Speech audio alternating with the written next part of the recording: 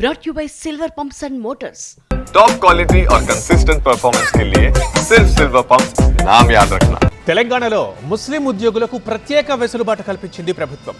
రంజాన్ నెల సందర్భంగా డ్యూటీ టైంని కుదించింది.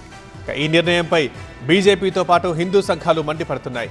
హిందూ పండుగల సమయంలో ఎందుకు ఇలాంటి సర్క్యులర్ జారీ చేయట్లేదు అంటూ నిలదీస్తున్నాయి.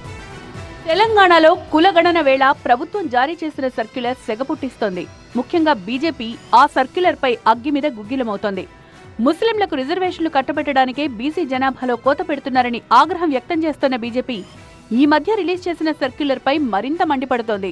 మరికొద్ది రోజుల్లో రంజాన్ మాసం ప్రారంభం కానుంది. ఇంతలో ముస్లిం ప్రభుత్వ ఉద్యోగులకు తీపి కబురు అందించింది తెలంగాణ సర్కార్. ప్రభుత్వ, కాంట్రాక్ట్, అవుట్ సోర్సింగ్ ఉద్యోగులు నమాజ్ కోసం సాయంత్రం 4 గంటలకు ఆఫీసుల నుంచి బయటికి వెళ్లేందుకు అనుమతిస్తూ సర్క్యులర్ జారీ చేసింది. దీనిపై బీజేపీ అభ్యంతరం వ్యక్తం చేస్తోంది. ఇదే సర్క్యులర్ నవరాత్రుల సమయంలో ప్రభుత్వం ఎందుకు రిలీజ్ చేయలేదని ప్రశ్నిస్తోంది. రంజాన్ టైం కంటే సాయంత్రం 4 గంటల తర్వాత పోచాను. నువ్వు రంజాన్ కు 4 గంటల తర్వాత వాళ్ళకి ఉద్యోగాలు పెట్టి పోతామా ఏమి ఇబ్బంది లేదన్నా. ఏం పాపం చేసిందా, అయ్యప్ప స్వామి ఏం పాపం చేసిందన్నా. ఆంజనేయ స్వామి దీక్ష చేసుకుంటే బాగా తెలిస్తే వాళ్ళకి ఎగ్జామ్షన్ ఏం లేదు. భవానీ దీక్ష చేసుకుంటే వాళ్ళకు ఏం లేదు. శివమాలప్పుడు శివరాత్రి వస్తుంది, శివం చేస్తే వాళ్ళకి ఎగ్జామ్షన్ లేదు. అంటే హిందువుల పరిస్థితి తెలంగాణ రాష్ట్రంలో పిచ్చ బతికేది వాళ్ళ హిందువుల పరిస్థితి. ఇవాళ మేము మాట్లాడితే మేము మతతత్వాలం. నవరాత్రి హిందువులకి ఒక పెద్ద పండగ. 9 రోజు ఒక పద్దు ఉంటారు. అప్పుడు ఇట్లాంటి సర్కులర్ రిలీజ్ చేయాలని మీకు ఆలోచన రాలేదా? హిందూ ఫెస్టివల్కి ఎంత నిర్లక్ష్యం చేస్తున్నారు మీ గవర్నమెంట్, అది మీకు కనబడుతుందా? ముస్లిం సోదరు వల్లనే నేను ముఖ్యమంత్రి అయినా, హిందూ ఓట్ల వల్ల నేను ముఖ్యమంత్రి కాలేదు. అదే ఆలోచన మీలో ఉంటే ఆ ఆలోచన తీసేయండి.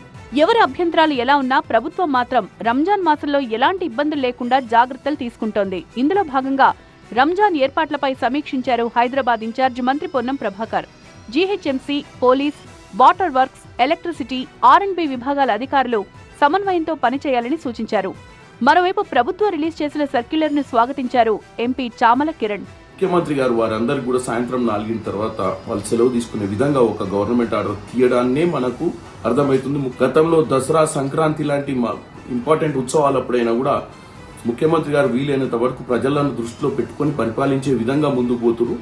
కాబట్టి ఇటువంటి మంచి నిర్ణయాన్ని ముస్లిం సోదరుల తరపు నుంచి నేను ముఖ్యమంత్రి గారిని అభినందిస్తున్నాను.